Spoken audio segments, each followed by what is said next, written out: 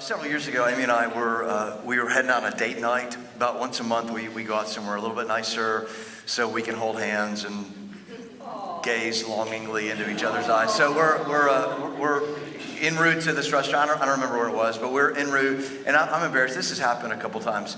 We're en route, and we get in an argument, and it just like gets amped up in the car, and we're like. But like within 5 minutes, I don't even remember what it was about. Within 5 minutes, like we're infuriated with each other, and Amy's just like, "Take me home. Like, turn the car around. I'm not going to dinner." And I'm like, "I'm driving, so I'm gonna dig in." I'm like, "No, we're going to dinner, and if you don't talk to me, that's fine. I'm gonna eat a medium rare steak tonight." And so we get that. Dinner goes as you would imagine, like the silence only matched by the beauty of the medium rare steak. And then we get home. Of course, we work it out. I'm sure it was my fault. I repent. We do the thing. Everything's fine. A couple days later, I asked her, I said, "Hey, what did you think about dinner the other night?" And I'm asking about the food because we hadn't really talked.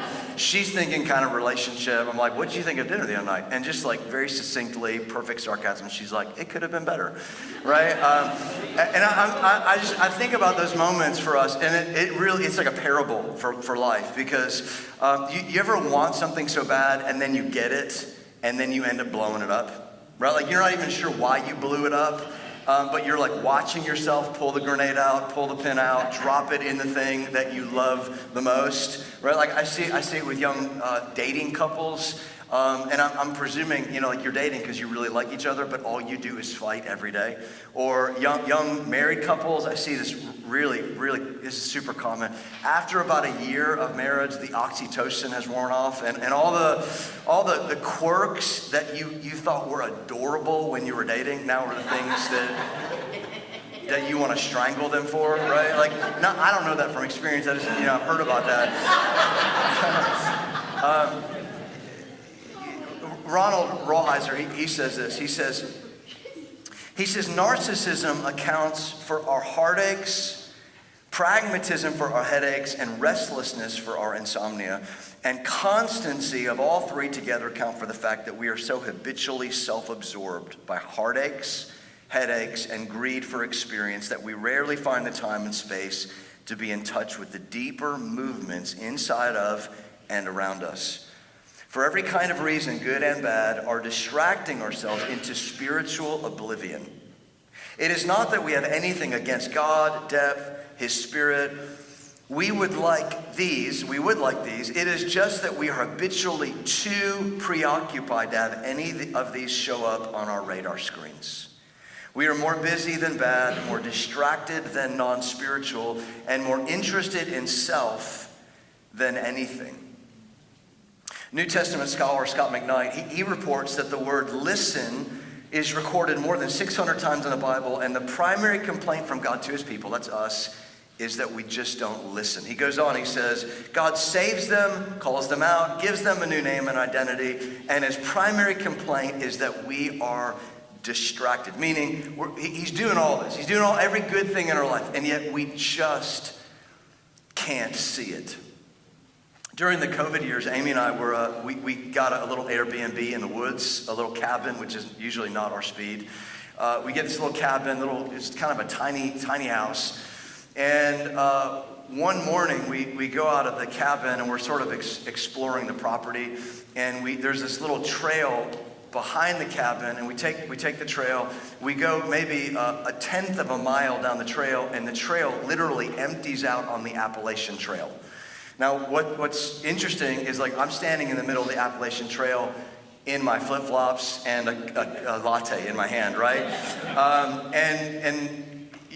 Like in that moment, and this is sort of embarrassing, I'm standing in the middle of Appalachian Trail. I'm literally feeling a moment of significance. I'm like, I've done the Appalachian Trail. Like I'm feeling like I am on the Appalachian Trail. Now, the reason that's ironic, and it is because there are people that actually do the Appalachian Trail. There are people that do the hard 2,100 mile journey from Georgia to Maine, and it is deeply formative for them. And yet for most of us, if I can pick on you, what happens for most of us is we jump in our Subaru and we drive to the significant moments. We take pictures, post them on Instagram because we're primarily spiritual tourists. Now, where am I going with this? Well, I'm heading back into the series that we started a few weeks ago on spiritual formation and discipleship. And the idea around this is that Jesus his heart for us is that we are shaped, we are formed into his image. And what you may not know if you're new to places like this is every person on the planet is being shaped and formed into somebody. Meaning if you're not actively being discipled by Jesus, you're being discipled by the algorithm, by your news feed, by the news cycle, by your political candidate, by whatever Instagram influencer you're following. You're being shaped, you're being influenced into someone. And Jesus' primary aim for us, because of his life, his death, his resurrection, and then his ever-present spirit in our life, is designed to shape us into who he is, his values, his kingdom nature, where we live right now. But here's what's so interesting, is our church, if you're new to our church has a charismatic bent to it. And often people will unknowingly or often knowingly, they will box us in and say, oh, well, because of it's just about tongues and fire and glory. And it's like, yeah. Maybe some of that, yeah. Or often, this is usually the complaint or the indictment because we have a charismatic bent, is they just assume like everything that we do is about this dramatic expression. If it doesn't have some dramatic expression, it's not real. And hear me, I've had my fair share of dramatic experiences, encounters with God. They have marked me. I'm grateful for those. But when we talk about devotion to Jesus, when we talk about a surrendered life to Jesus, it has absolutely nothing to do with these dramatic experiences. It has everything to do with you and I cultivating a life of awareness of his presence. Cultivating a life of, God, where are you working? What are you doing? How are you shaping me in the mundane and the everydayness of life? Let me say it this way. If you're hungry for God, but you're not addicted to the form, then you'll find Jesus anywhere you look. Right. If you're hungry for Jesus and you're not addicted to the form, then you'll find him in the liturgy of the Benedictines, and you'll find him in your Pentecostal plumber who's plunging your toilet. Jesus will be there. I know that because Jeremiah says this. Well, this is the Lord speaking, but through Jeremiah, he says, you will seek me and you will find me when you seek me with all of your heart. So, my aim this morning, because I'm just a guy, I can't get you to do anything, but my aim is, if I can, with the help of the Spirit, my hope is to provoke your heart. To get you to slow down just long enough to open your spiritual eyes to see what God's doing around you, that he's close.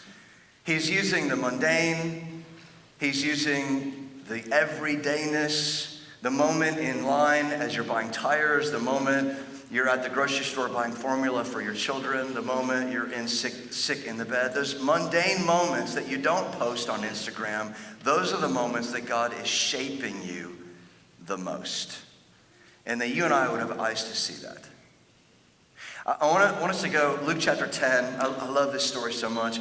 If you're new to the Bible, Luke is in the New Testament. That's like the second half of the Bible. First half's the Old Testament, New Testament, second half. We're in the Gospels, which is the first part of the New Testament, which is Matthew, Mark, Luke, and John. These are the eyewitness testimonies of Jesus, his life, his death, his resurrection, and the implications for us. Luke 10, if you've been around church for a while, you're probably very familiar with Luke 10. It's the story of Mary and Martha. And what's happening here, just to kind of give you a lead up, Jesus is like a very famous rabbi by this point. Like he has a massive following. And Jesus shows up at Mary and Martha. They're the sisters of Lazarus, if you know Lazarus. He shows up at Mary and Martha's house like unannounced, right? Can you imagine Jesus like popping in at your house at 4:30 in the afternoon, ringing the doorbell? The reason that's significant is because in first century Middle East culture, much like it is today, hospitality is their highest value. And then it's also an honor-shame culture. So that just means that if somebody knocks on your door at 4:30 in the afternoon, by the social contract, you have to serve them. You have to practice hospitality to the stranger. And if you don't do it well, then shade is going to be cast on you. So Jesus, 4:30 in the afternoon, along with his 12 disciples, they knock on Mary and Martha's door. They're like, hey, we're here for dinner. And Mary and Martha are like, we didn't know you were coming. And he's like, I know, hello, good to see you. And so Martha, as you'd imagine, who is the older sister, most theologians, historians would say Martha's probably a widow. She's the older sister. That's why she's back at home. Mary, the younger sister, she's probably unmarried. That's why she's still at home. So Martha is going to bear the weight of the hospitality. Jesus, 12 disciples, maybe a couple other people, cramming into the house. So Martha's in the kitchen. She's feeling the weight of having to serve this crowd, make dinner for everybody. So she's in the kitchen, pots and pans are banging, and you can imagine, she's calling out to Mary. She's like, Mary, you better get in. You got to help me. There's a lot to do. And Mary, the younger sister, she looks into the kitchen, and she sees all the work to do, the weight to carry. And then she looks into the living room. Jesus is in the living room doing his Jesus stuff. And then she looks back at Martha, and she's just like, I'm out. Like she goes, she's like, I want to be where Jesus is. And so what we find is that Mary, she then sits at Jesus' feet, which, heads up, is not normative for a woman to do in the first century. Hello, it's not normative for a woman to do in any century, in any culture, like for a woman to kneel at a man's feet. But Mary, in a moment of extravagance, she's just sitting at Jesus' feet. It's a posture of worship. It's a posture of humility. Like, I'm going to receive anything that you give me. And so Martha's in the kitchen, she's cooking, and then what we find is, like, somewhere in the middle of her preparation, she's infuriated. Like, she's clearly lost her joy in serving.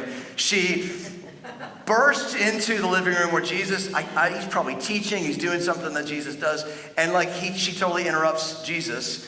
And Martha's like, hello, Jesus, sorry to interrupt, but like, you raised my brother from the dead. The least you can do for your sister is to, like, maybe tell my sister to get in the kitchen with me. And then out of this interaction comes a really famous line. And so I want to read this for you. Here's where we pick up. Luke chapter 10.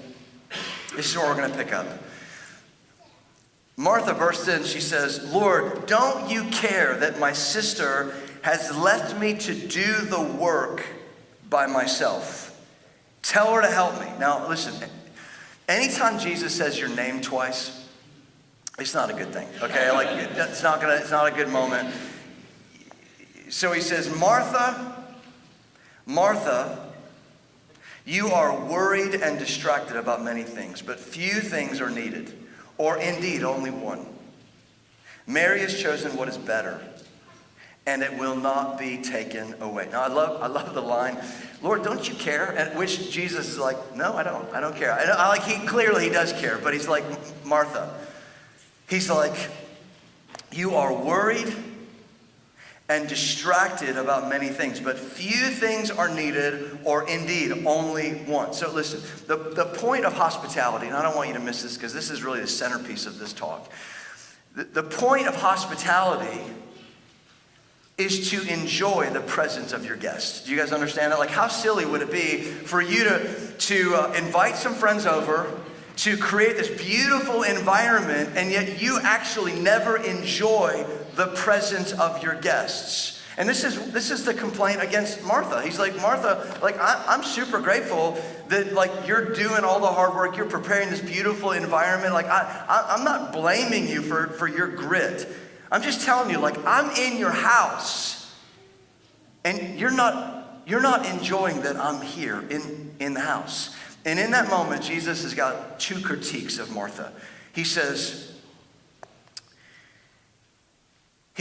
Martha, Martha, you're worried and you're distracted about many things. So the two words in the Greek for worry, and I don't want you to get intimidated by the Greek. I don't read Greek, okay?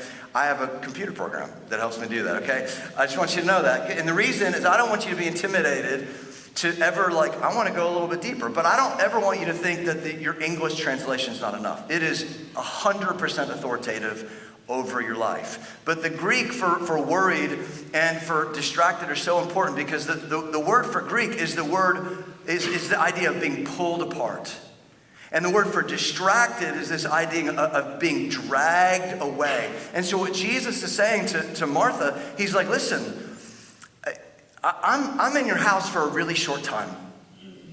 And while I'm here, you're being pulled apart by anxiety, by having to produce, by performing in some way. And at the same time, you're being dragged away by all of these distractions, and you've missed the point that I'm actually in your house. Now, I read that, and honestly, when I look at the church, and I'm not responsible for the church, but in some ways I'm responsible for our church along with our elders. And this feels like an apt description of many of our hearts. We are pulled apart by anxiety. Like this idea of performance, of striving, of managing a persona. And then we're being dragged away by so many distractions, and we're totally unaware that Jesus is close to us. Totally unaware that Jesus is drawing near, shaping us, forming us, inviting us into deeper places, but we're totally unaware of it. And so because we're unaware of it, we lack surrender. We lack submission to him. And honestly, I feel the weight of this. Personally, from my own heart, I feel the weight of this. I regularly feel an anxiety coming out of nowhere that pulls me apart. This distraction that sort of drags me away. And there's all sorts of distractions. But listen, I feel the weight, just honestly, as your pastor, I feel the weight for you because many of you don't even know why you come to church. Like you come to a gathering, and I'm glad you're here, but you don't know why you're here. You like maybe even read your Bible or pray or try to get quiet, and you miss the point. The point of all of those things that we do is ultimately to quiet our hearts so that we might become aware that God's near, that God's doing something, that he's drawing close, that he's using every mundane, everyday moments to shape us into his image. But we're not even aware that he's there.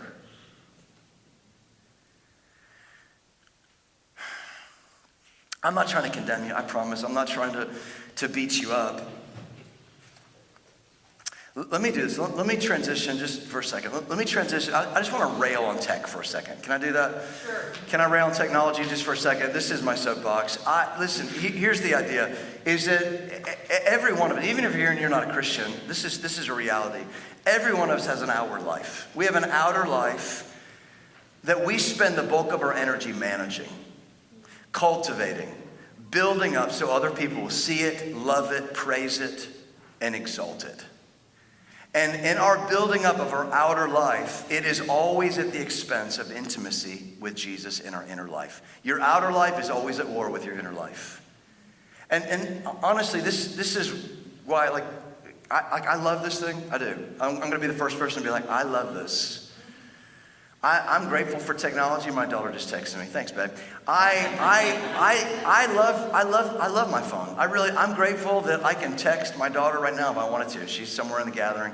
I'm grateful that I can get information in the blink of an eye that was not available to broader humanity 20 years ago. I'm grateful for that. But I hate this thing so much. Like it has its claws in me and you. And really the complaint, the prophetic complaint against this is that this is keeping you and I from hearing the voice of God. It's keeping you and I from hearing the voice of God. Let me tell you a story out of 1 Samuel chapter 3. This is so relevant. In 1 Samuel 3, the moniker over that time in Israel's history was that the word of the Lord was rare, right? Which is interesting because my scripture memory for last week, I memorize a verse or two every week, and just randomly I have a list of verses. The verse that I memorized was Amos 8:11, which says, "There's a day coming, declares the Lord, when I will send a famine in the land, and it's not going to be a famine of food or thirst for water, but a famine of hearing the word of the Lord." And so the moniker over this time in history was that the word of the Lord was rare, or more specifically, hearing the word of the Lord was rare. And so there's this woman named Hannah, and Hannah, she wanted a baby so badly. She longed to be pregnant. She goes to the temple in Jerusalem. She's at this altar, and she's like crying. She's pleading to the Lord. And Eli the priest, he had forgotten what an intense time of prayer actually looked like. So he thought she was drunk. And so they get things squared away, and she's like, I was praying. I was just begging God for a baby. And he's like, oh, well, he's like, your prayer is going to be answered then. And he's like, a year from now, you're going to have a baby that you desire. A year later, she has this baby. In response to God's answer, she dedicates this baby to the Lord. She names him Samuel. And after he grows up a little bit, she takes this child to the temple. Can you imagine this? She takes Samuel to the temple, and she just like drops him off. She's like, okay, Eli, who, by the way, was not a great priest. And she's like, he's your protege.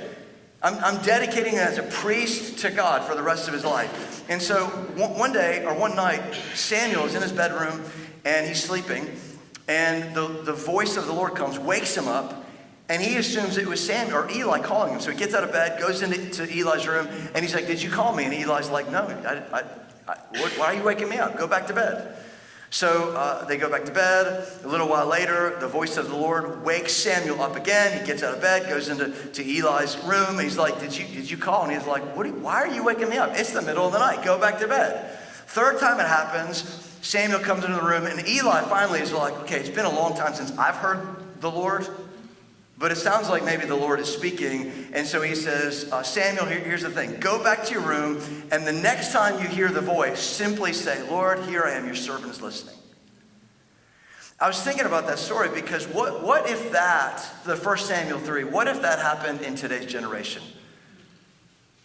Like, do you know what would happen? I mean, you know what would happen if little Samuel kept going into Eli's room with all of these questions? You know what Eli would do? Eli would be like, go back to your room. Here's an iPad. Watch some Bluey. And an entire generation would have missed out on the prophetic voice of God. And that's actually what's happening. We're a generation void of the voice of God. Not because he's not speaking, but because we are pulled apart and we are distracted. In fact, here's what's so interesting. There was a study done at the University of California, and what they reported is that a typical person, this is you and I, typical, we're interrupted every 12 minutes of our day. So yeah, and you understand, it's hard to hear God when you're constantly being dinged, DM'd, texted, somebody's walking into your office. Hard to hear God in that moment. University of Maryland did a study. They asked 200 students to go on a 24-hour fast from all technology.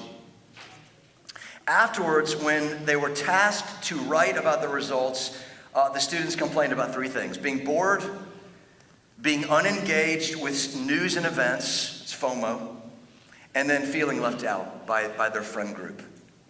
They all used language like they felt jittery, anxious, cranky, withdrawn or withdraws, and it was unbearable. This is all because they failed to use technology for 24 hours. Do you know what that sounds like? It sounds like a heroin addict. Warren Buffett, he says the most dangerous distractions are the ones we love but don't love us back. I mean, I hate to break it to you, most of you, you're being discipled by your algorithm. The University of California did another study, this one's crazy. They asked students to literally do nothing. To sit in a chair and do nothing, and they're gonna get paid for it. Sit in a chair, do nothing for a certain amount of time. And they said, if you're unable to do it, if you just can't sit quietly and do nothing, then they had the option to electrically shock themselves. Shockingly, 70% of them would rather shock themselves. Okay, so listen, the most important things, and I don't want you to miss this, the most important things in your life The most profound ways that God's going to shape you are going to be in the quiet moments. Are going to be in the times where you're mundane. In the everydayness. And this is not to say don't use technology. I mean, like, I'm not interested in being Amish. I'm not. I am grateful for cable TV and phones and I'm grateful for all of it. But the moment it starts driving us, the moment it starts shaping us, is the moment we become spiritually deafened to the voice of God. In fact, the word contemplative comes from two words. It comes from the word with and the word temple. And it basically means wherever we give our focused attention and affection, that's the thing that's most sacred. Because we've devoted our life to it. We've devoted our time to it. In fact, I was telling Amy, my wife, and this is not part of my message, but I was on a news site recently, and this week, and the New York Times wrote an article about the Starlink system by Elon Musk. Do you guys know the Starlink system? It's these satellites that have been launched, and the design is to bring internet to parts of the world that don't have the internet. It's a beautiful cause. He does it for free. It's a gift to humanity from Elon Musk. And so this article is about the internet coming to a remote Amazon tribe about a month ago. And these people brought computers, the internet was flowing, and all of a sudden this remote African tribe that was thriving has now come to a halt. Within 30 days, all of the teenagers are addicted to pornography. There is now they didn't have a word for anxiety in this tribe. But now the entire tribe is caught up with anxiety. They don't even know what it is. It's this overcoming of their soul. In fact, the tribal leaders have now had to take drastic measures, and they've turned the internet off. Because they said when the internet's on, people are beginning to starve because work has stopped. Okay, let me finish this way.